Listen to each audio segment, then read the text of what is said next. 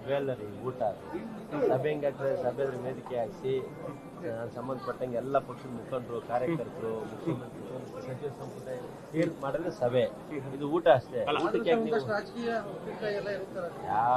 ರಾಜಕೀಯ ಇಲ್ಲ. ರಾಜಕೀಯ ಮಾಡಿದ್ರೆ ಸಪ್ರೇಟ್ ಮಾಡ್ತೀವಿ ಅಂತ ಮುಚ್ಚಿಗೆ ಮಾಡೋಕ್ಕಾಗುತ್ತಾ? ನೇರವಾಗಿ ಮಾಡ್ತೀವಿ. ಮಾಡೋದು ರಾಜಕೀಯ ಮಾಡೋಕ್ಕೆ ಅಂತ ಬಂದ್ಮೇಲೆ ರಾಜಕೀಯ ರಾಜಕೀಯ ಯಾವಾಗ ಶುರು ಮಾಡ್ತೀರಿ ಸರ್?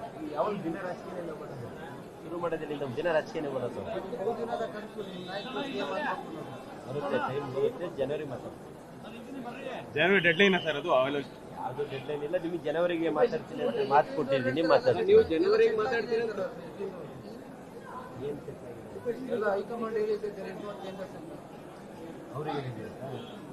ಅವ್ರಿಗೆ ಹೇಳಿದಾರಂತ. ಸ್ವಾಮಿ, ನಾನು MLA ಓಟಿದೆ, ಮುಖ್ಯಮಂತ್ರಿಯಾಗಿ ನನ್ಗೆ ಓಟಿದೆ, ನನಗೆ ಮಾಹಿತಿ ಇಲ್ಲದ್ದು MS ಮಾಹಿತಿ ಅವರವ್ರ ಕಲ್ಪನೆ ಮಾತಾಡ್ತಾರೆ ಸರ್. ಈಗ ನಿಮ್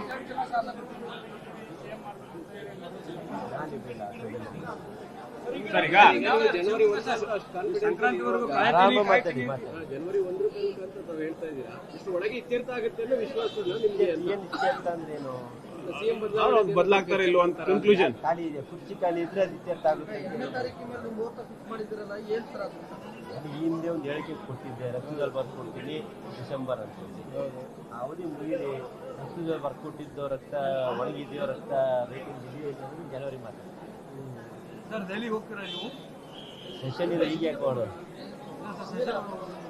ಹೋಗ್ತಿರಲ್ಲ, ಹೋಗ್ತೀರಿ ಹೋರಾಟಕ್ಕೆ ಎಲ್ಲರೂ ಕೂಡ ಹೋಗ್ತಿದ್ದಾರೆ, ಸಚಿವರೆಲ್ಲರೂ ಕೂಡ. ದೇವರಲ್ಲಿ ಕಾರ್ತಿಕ ಇದೆ.